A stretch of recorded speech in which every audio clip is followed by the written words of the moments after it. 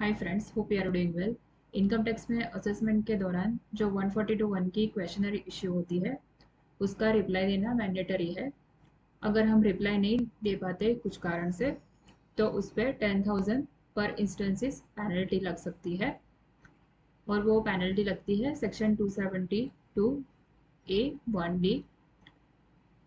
सो अगर आपके असेसमेंट में ऐसी 2 या 3 142(1) की क्वेश्चनरी इशू हुई या शोकोस इशू हुई और आपने उसका रिप्लाई नहीं दिया तो 10,000 इंटू 3 30,000 पेनल्टी लग सकती है अगर आपने कोई भी रिप्लाई नहीं दिया है तो ऐसे ही मेरे पास एक शोकोस नोटिस आई है नॉन फर्निशिंग की। उसका रिप्लाई हम कैसे दे सकते हैं? एक्चुअली मैंने ये रिप्लाई पहले दे दिया है और उसका अभी पेनल्टी ड्रॉपिंग का ऑर्डर भी आ चुका है।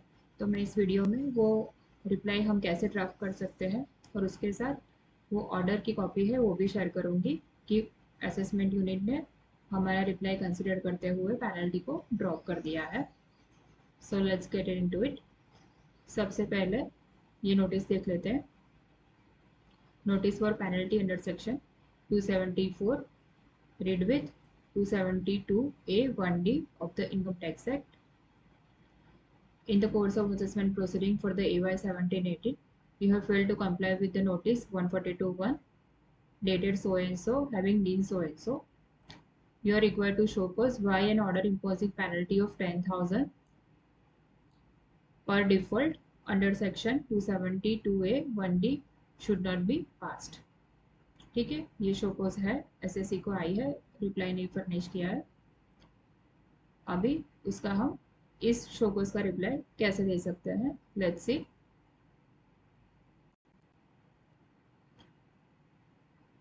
So this is the reply which I filed on behalf of the SSC to the assessment unit, Income Tax Department. Respected sir, subject में reply to SCN 274 read with 272(a)(1)(d in case of, यहाँ SSC का name लिख दीजिए, pan mention कर दिए और assessment year. अब मैं जब भी रिप्लाई बनाती हूँ SSC रिप्लाई अपना फाइल कर रहा है, ऐसे ही रिप्लाई फाइल करना अच्छा है। So I am in receipt of above mentioned SCN show cause why an order imposing penalty of 10,000 should not be passed in my case. सबसे पहले है एडजर्नमेंट्स ऑफ। एसएससी ने रिप्लाई जो सबमिशन मांगा था वो नहीं दिया था, बट उनको कुछ टाइम चाहिए था तो उन्होंने उसके लिए एडजर्नमेंट मांगा था, तो which is equivalent to reply. In the said SCN, it is alleged that I have failed to comply with the notice dated so and so issued under section 142(1). I do acknowledge that I did receive such notice. However, I do not possess any technical knowledge of tax laws. I understand that my case was reopened to verify sources of investment made by me in two land parcels purchased during the year, and despite detailed clarification given earlier, since the underlying matter required technical expert to assist me in my defense, I had to seek help of a tax consultant.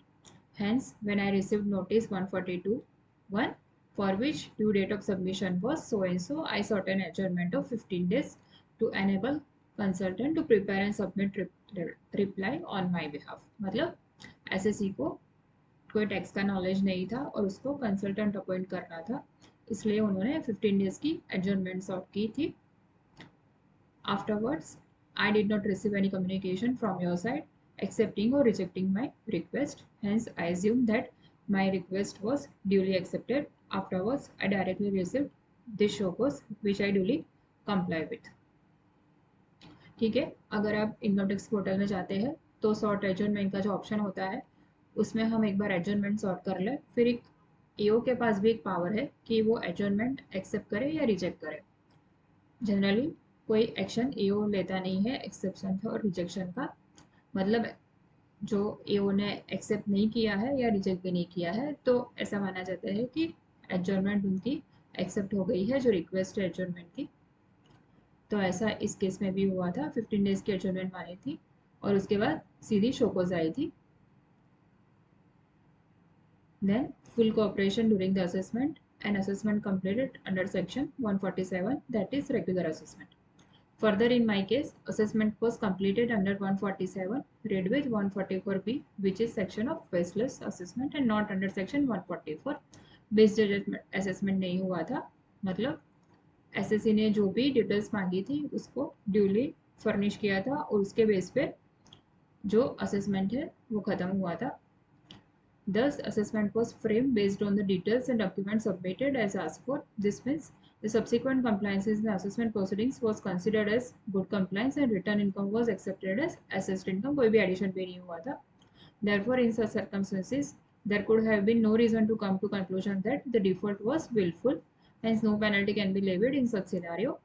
Seeking adjournment is equivalent to duly compliance with the notice and cannot be tantamount to non-compliance with the notice. ठीक है, मतलब ये बहुत ही जो solid point है. अगर assessment x Partey हुआ है 144 में तब ये पेनल्टी का लगने का चांसेस बहुत ही ज़्यादा है, बट यहाँ असेसमेंट एक्स पार्टे नहीं हुआ है, 147 में ही हुआ है. मतलब एसएससी ने ड्यूरिंग द असेसमेंट एडजॉर्नमेंट लेके फिर बाद में जो नोटिस आई थी उसका ड्यूली रिप्लाई किया था और सबमिशन किया था, और उस सबमिशन के बेस पे ही जो असेसमेंट है वो ख़त्म हुआ था. एओ ने उस सबमिशन को कंसिडर करते हुए एसएससी का असेसमेंट ख़त्म किया था और कोई भी एडिशन भी नहीं हुआ था.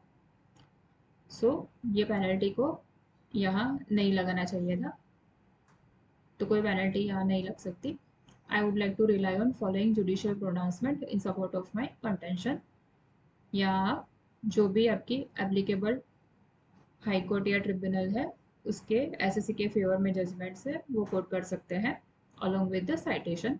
Don't forget the citation, otherwise it won't get valid. Then final prayer.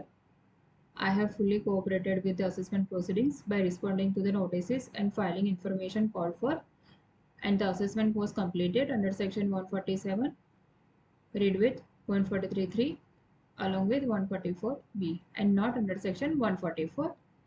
Based judgment assessment नहीं हुआ है. Therefore, I request you to not to levy penalty and drop the same. Thanking you, yours truly, SSC का name. ठीक है, ये short and simple reply है, इसमें ज़्यादा कुछ हमें एलोबरेट करने की ज़रूरत नहीं है. जो फैक्ट्स है, 2 फैक्ट्स है मेन कि एसएससी ने एडजॉर्नमेंट से किया था तो वो ड्यूली कंप्लायंस ही गिना जाएगा, और जो असेसमेंट है वो 147 में ही, यहाँ री असेसमेंट का केस है तो वो रेगुलर सेक्शन में ही ख़त्म हुआ है, ना कि 144 में एक्स पार्टे असेसमेंट नहीं हुआ है. So this are the 2 main points not to levy penalty for non furnishing of reply. और इस ये सेम रिप्लाई हमने फाइल किया था और ये रिप्लाई को डिपार्टमेंट ने कंसिडर करते हुए पेनल्टी को ड्रॉप भी कर दिया है. So now let's see penalty dropping order. So this is the order dropping penalty. Order under section 272A 1D of the Income Tax Act.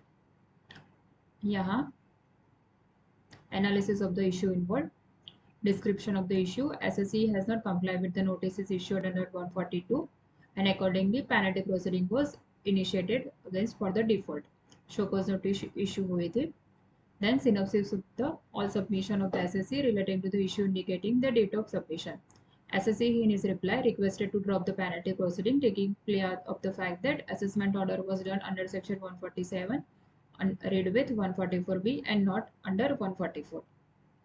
Conclusion drawn for non-imposition of penalty.